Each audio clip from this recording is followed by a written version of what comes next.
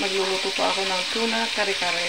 Ayan po, pinipirito ko muna ang isda para po hindi madurog. Yan. Yan guys, medyo tostado ang pagka-prito para hindi ko madurog. Yan, ganyan po.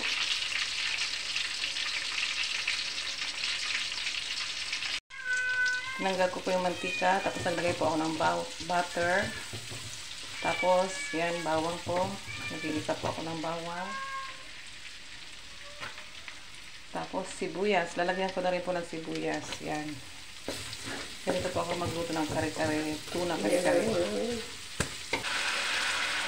At swerte po yan. Kailangan ko pa ilang. Kulang po, kulang. Kailangan ko pa ng 2 tasa. Ayan, kumukulo na po. Ilalagay ko na po ang kusa ng saging. Ayan. Ayan po, nailagay ko na ang sitaw at talong.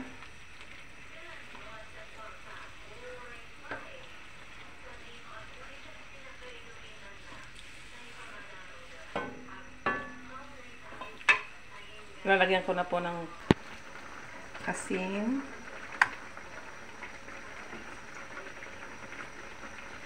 Menta. Ilalagay ko na po ang dinikdik na mani. Ayan po. May 1 tasa yan.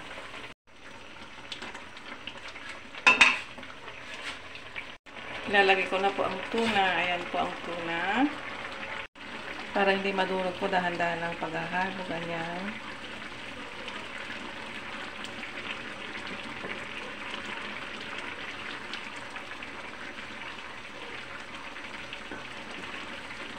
Ito ng kulay. Ayan po. Isusunod ko na po ang pampalapot. Tostadong malagkit po yun. Glutinous flour na tostado po. Ang pinakahuli ay pechay. Ayan po, pechay.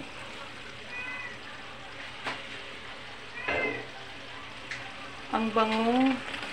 Grabe. Sarap nito.